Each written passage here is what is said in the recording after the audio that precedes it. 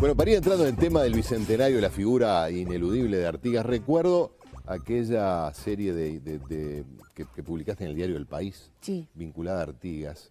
Y Los bueno, 6 tomos.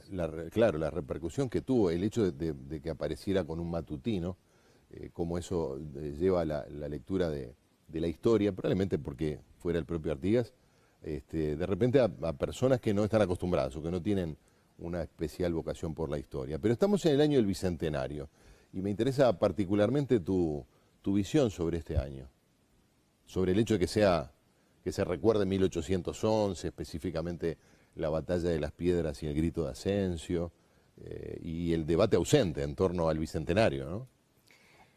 Yo podría decirte cosas como faltas, digamos, ¿no? Por ejemplo, tendríamos que haberlo vinculado más, porque de hecho los hechos históricos fue así, con el año 10 y por lo tanto con Buenos Aires, tendría que haber comenzado en el año 10. Pero también es cierto que al fin y al cabo construimos una nación separada, aunque hayamos comenzado todos juntos ese proceso, y hoy evocamos desde la nación y desde el relato de la nación, contra el cual siempre hay que hacer advertencias y revisarlo y saber que es consagratorio y que es un compartimento estanco que niega las historias regionales integradas, pero que es imprescindible en algún momento. Yo podría decirte, hay poca polémica, sí. Yo confío en que llegue el mes de septiembre. ¿Por qué? Y por lo pronto van a ir madurando las cosas, hay mucho seminario y mucha cosa que se está organizando. Por lo pronto hay uno en agosto de historia conceptual que va a ser muy importante. En septiembre vienen algunos españoles, va a ser muy controversial escuchar a españoles que te dicen, bueno, pero al fin y al cabo, como me lo han dicho a mí en algún seminario, bueno, al fin y al cabo, tanta sangre, ¿para qué? ¿Están conformes? Han hecho un país que es un retazo de lo que podría haber sido una gran unidad. Y claro, cuando tú venís acostumbrado al relato... Una gran unidad dependiente de España. Exacto. Entonces, siempre es bueno escuchar a alguien provocador del lado de afuera que te asusa y que te dice cosas. Yo confío en que de pronto el nivel va a ir subiendo. Va a tener, sin duda, una cosa acotada al ámbito académico, y está bien. De pronto el señor que terminó 8 horas en la panadería no quiere ponerse a discutir a fondo si tiene aún viabilidad el relato de la nación o no. Claro, y lo que sí necesita es sentir que pertenece a una saga, ¿no? A un relato histórico. Y a un colectivo. El sentido del festejo está muy presente. Yo creo que todo lo que se ha hecho, tú mirás el programa del Bicentenario y es una cantidad de festejos, a veces son festejos, a veces son conmemoraciones y a veces son inversiones en investigación. Y yo creo que eso no está mal que así sea. No sé si el resultado va a ser bueno y se demorará en hacer la evaluación. Sé que es diferente al centenario. En el centenario este país quería dar... El centenario fue en el 30. Fue en el 30. No hubo un centenario en 1911, no hubo un centenario. Y hubo de la Batalla de las Piedras. En 1911 se festejó el centenario de la Batalla de las Piedras. En 1925 se festejó el de la Independencia. Y en 1930 el de la Constitución. Y en uno se hizo en Las Piedras un arco de triunfo de cartón piedra y grandes desfiles cívicos, en el año 11. En el 25 se hace el Palacio Legislativo, nada menos, el Palacio de las Leyes. Y en el 30 el Mundial. En el 30 el Mundial y el Estadio, ¿no? Sí, claro. Entonces son diferentes maneras de celebrar. Yo creo que en todos esos casos lo que se hacía era resaltar la unidad. Ahora parece mientras que hoy, sí. mientras que hoy, yo lo que veo, y no sé si es malo, lo veo, te lo diagnostico, y el tiempo nos dirá si es bueno o malo. Yo veo un sentido de diseminación, todo lo contrario. A ver si explico esto. Están surgiendo en todos los pueblitos, en todas las localidades, en Dolores, en Casablanca. ¿Dónde queda Casablanca? En Paysandú. Tenés que ubicar dónde quedan los lugares. En Dolores, en Casablanca, en Salto, porque te reivindican el Cruce y la Redota y el Ayuí, por supuesto. En Asensio, Mercedes, Soriano, te dicen, pero mire, no se olvide que tuvimos una batalla acá con las tropas y con la flota naval enfrente.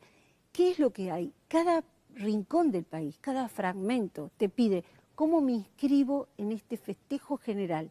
Un festejo que está siempre vinculado con la palabra proceso, con la palabra, mire que esto no fue aquí un tris. No, por lo pronto empezamos Y la con independencia. 1811 y tú terminaste, como parece lógico, En el 30. en 1830. Es un proceso. Entonces, yo creo que eso no va a ser malo. Y ahí hay un síntoma cultural importante, ¿no? Todo el mundo es una tendencia mundial. Lo global tiene un contrarrelato en lo local. Ahora es Y singular en historia se está dando lo mismo. Hay cada vez más unas historias globales que son muy difíciles de abarcar. ¿Quién se anima a hacer una síntesis de a dónde va el mundo una vez que nos despedazaron la idea de progreso? Y entonces estás impedido de hacer un relato del universo en su conjunto, porque entre otras cosas la palabra el universo, la historia, la humanidad con mayúscula, todas están en entredicho. En todo caso, cada pero pueblo, lo local lo tenés cada fuerte. pueblo elige recordar lo que quiere. Ayer Lo me que decía un quiere. amigo, dice, ¿nunca estuviste en Liverpool? No, bueno, Liverpool vive de los Beatles. Claro. Todo tiene que ver con los Beatles. Los taxis, Claro. Penny Lane, todo tiene que ver con los Beatles. El aeropuerto se llama John Lennon. Ellos, bueno, eligieron que esa ciudad merecía estar dedicada a alguien que, después de todo, más allá de lo que significaron, fue más que un grupo de música. Sí. Y podemos verlo en el sentido inverso. ¿Cuántos países no le dan valor a cosas que de repente para otros sí lo tienen?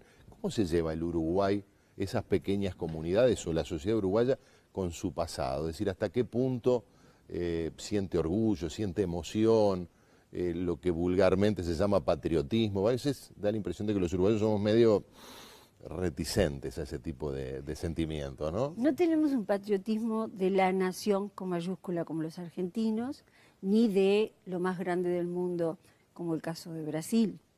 Tenemos un sentido de lo pequeño, lo quejoso, lo que pasa de somos chiquititos y no se puede nada y cuando conseguimos algo es una hazaña. Se pasa de lo minúsculo a lo gigantesco y en el medio nos tragamos el relato de cómo se puede conseguir algo gigantesco, que personalmente pienso siempre que nunca es por casualidad. Claro. Ni porque pasaron las musas, siempre hay mucho trabajo en el medio, nos salteamos el trabajo. Ese sentido del esfuerzo, aún para la elaboración de quién somos, no lo tenemos. Entonces pasamos de la inviabilidad y la discusión profunda de quién somos a esa condición que viene como desde el fondo del tiempo, marcado quizás por una voz oculta en el río, de que teníamos que existir a como diera lugar y con una grandeza que pasa por la pequeñez, ¿no? Nada de muy exorbitante, nada de muy grande, nada de mucha riqueza. Lo nuestro es la mesura y recortar todo lo que aflore con alguna cosa muy extraordinaria.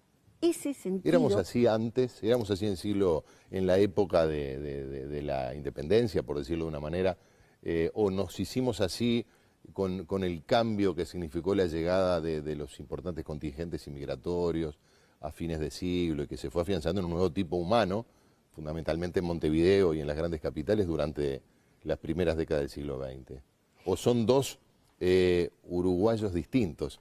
El primero más parecido al oriental y el segundo ya uruguayo, no sé si queda claro. ¿Cuántos uruguayos distintos hay detrás de los uruguayos de hoy? ¿No? Tú dices, éramos, y yo digo, yo sé cómo somos, más o menos sé cómo somos ahora, y sé más o menos cómo fueron los del siglo XIX, el periodo que más he estudiado.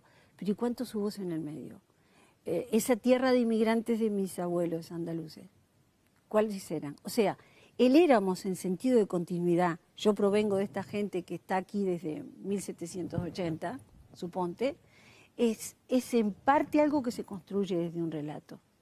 Por eso el relato histórico es tan importante. Tú tenés que sentir, merced a lo que te cuentan, que tenés continuidad con gente de hace 2 siglos atrás y que además tenés una especie de pase de postas de bandera. Yo heredo esto y tengo por lo tanto obligaciones y derechos. En tu familia, probablemente como en la mía, que es de origen, los sotelos son criollos de mina desde el siglo XVIII por lo menos, ¿no? Fines del siglo XVIII, que llegaron a la banda oriental, pero no tengo un relato familiar. El resto son italianos y españoles, y yo sentía que el relato de mi familia, pocas décadas antes de mi nacimiento, se iba hacia otro continente, a diferencia de lo que estudiaba en la escuela, que era la historia de mi país. Había allí como una especie de identidades en tensión. No sé si soy claro. Es que la identidad es algo en tensión permanente y en cambio constante. Lo que hoy somos probablemente nada tendrá que ver con lo que somos en el futuro. Yo miraba el diario hace 2 días, cuando abrí así y vi ese relato tan emotivo del chico de Ghana que se mete de polizón en un barco. Bueno, nos empieza a llegar migración africana. ¿Por qué no? está llegando a Europa, ¿cuánto hace? Nos van a cambiar. Luego di vuelta a la página y del otro lado decía, están llegando cantidad de extranjeros, cantidad de norteamericanos que se jubilan y que vienen aquí. Están regresando, gente que estuvo fuera 20, 30 años, ya no son los que se fueron, ¿no? ¿Y quiénes seremos en el futuro? Probablemente la cocina de Ghana se nos cuele, las palabras se nos cuelen. Y se nos va a colar algo de esos norteamericanos, aunque jubilados ya no vengan en edad de procrear. ¿Me entiendes? Sí, claro. No hay una identidad única. Está bien, pero fue la dramático. Identidad siempre está pero en la llegada de los construcción. inmigrantes para un país con una población extremadamente lábil, como era la uruguaya. Fue aluvional. Fue aluvional. Fue ¿no? aluvional. Fue un aluvión de gente que multiplicó por 3 los que había y que borró de cuajo el gaucho e impuso al hijo del inmigrante, del cual somos más o menos todos herederos, ¿no? Bueno, pero vamos a hacer una términos pausa y generales. seguimos porque quería que hicieras alguna referencia específica a Artigas, porque lo estudiaste profundamente y porque se da una singularidad, creo que es una singularidad, tú me dirás si es así o no, que a diferencia de otros héroes nacionales que están directamente vinculados a la gesta independentista, a la victoria, en el caso de Artigas está separado en el tiempo, separado emocionalmente y hasta conceptualmente. Es una pregunta. ¿Lo vemos después de la pausa, sí? Pero nosotros convertimos siempre las derrotas en triunfos morales. Me lo contás después. Seguimos conversando con Ana Rivero, que además después tenemos que hablar de Aire Libre y Carne Gorda, tu último libro sobre Sarabia. Aparicio Sarabia. Ya venimos.